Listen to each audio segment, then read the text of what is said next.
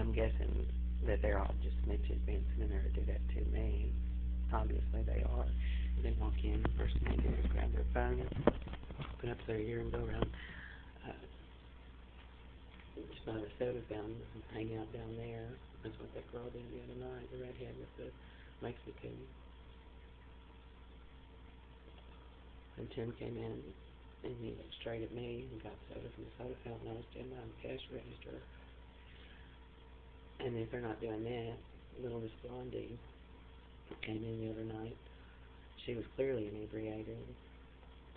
And she made a beeline for the bathroom and asked me if she could use the bathroom. I told her the bathroom was closed. I don't know what they're doing in the bathroom, but I've gone in the bathroom and smelled smoke in there. And if they're going in there smoking dope,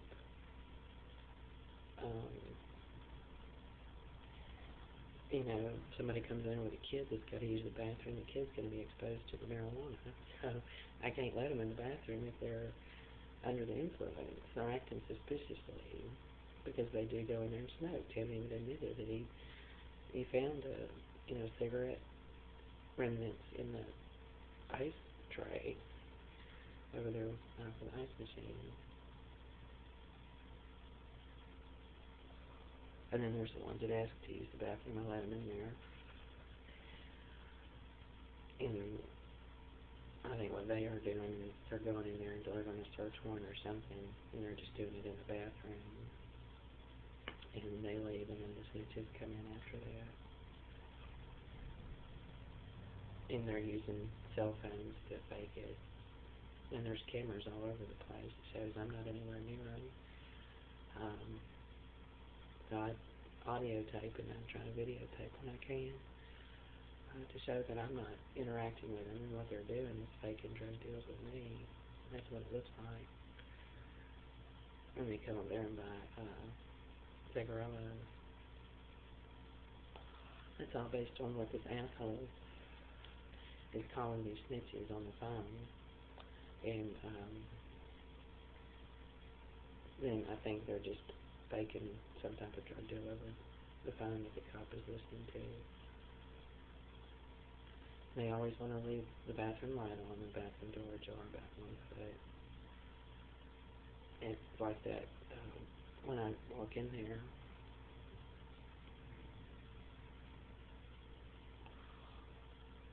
That old man that always gets teased started playing games like that a couple of weeks ago, or a week ago or so. So it's just a fiasco. The store surveillance clearly showed that I'm not involved with any of it. So that's got to be something that's being buried, or not used, or not subpoenaed. And I don't have any choice but to surveil myself. You know, and these are just citizens. Nobody's ever shown me a badge or anything like that. And, you know, I've seen kids arrested in the school system for drugs. Been through the searches with the dogs. Seen them put in handcuffs, searched, all that kind of stuff. I've had our classroom was searched for dogs, too. They didn't just smell the kids' desk, they smelled the teacher's desk, too. The kids all had to get up against the wall like they were being arrested, hands up against the wall. They were searched head to toe, into their pockets. The cops reached into their pockets and checked their pockets, and then take off their socks and shoes, empty their socks and everything. And I remember at another school there was a kid arrested for possession of marijuana, and that teacher, he was arrested in the hallway in the classroom next to mine, and after he was arrested I told the teacher, God, that's so terrible. You see a child being arrested for that, and he was like, I don't think it's terrible. He was outraged by it. And, you know, and I wasn't defending the child, but I was just saying, you know, what a tragic thing it was. And he construed that to mean that I thought the child should not have been arrested, which was not my opinion. but he was livid. He was so angry about it because it happened so much. And, you know, I totally agree with you. You don't want to see people like that get away with it either, you know. But when the cops are going to get involved, they get involved, and they don't miss, and they know exactly what they're doing. I knew a girl that was a snitch for narcotics, and she did operate drug stings. The cops were right outside her apartment. They had surveillance on her door and in her window. People came into her apartment and bought drugs from her. As soon as they walked out the door, the cops grabbed them right then and had to search them right then, not 10 feet away or not just listen to what she said. They had to actually prove that she had narcotics. They had, you know, her on camera with it, and then going and buying it from her. And then they had to search the people and corroborate the accusation. So it's not just what snitches say. What snitches say is not enough. It has to be corroborated by a narcotics officer. Undercover cops usually do that and make the arrest right then. Not they don't sit back and take notes on it and take notes on it and take notes on it.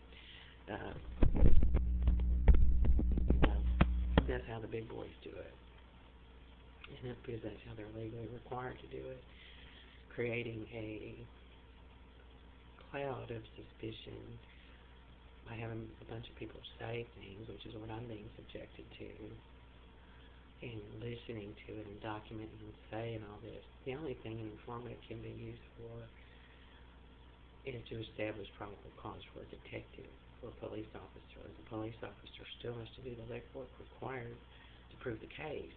And treating a detective or treating somebody like Sarah like they are a detective and just listening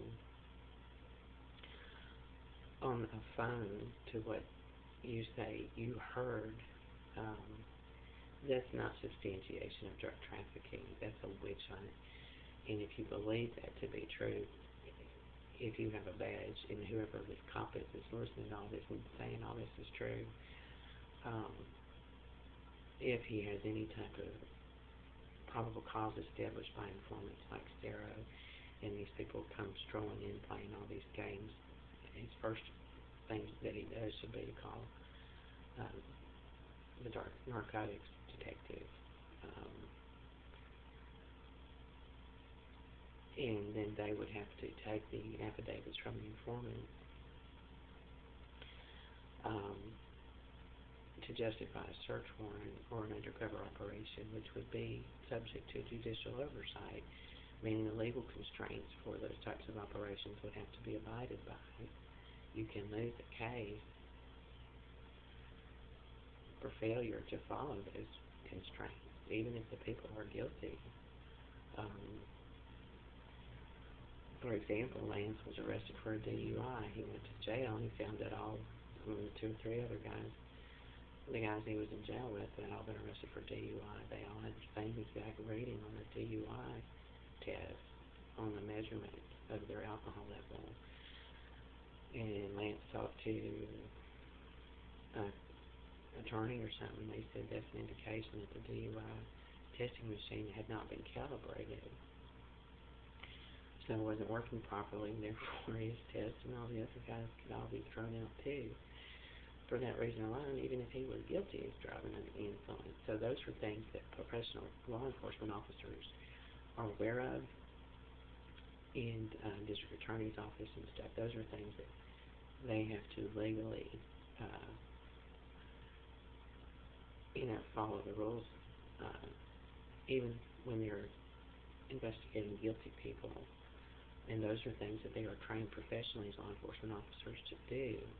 That's the difference between a snitch like Sarah, who thinks she's Jesus, or Tony Mendez, and a real narcotics officer. Instead of creating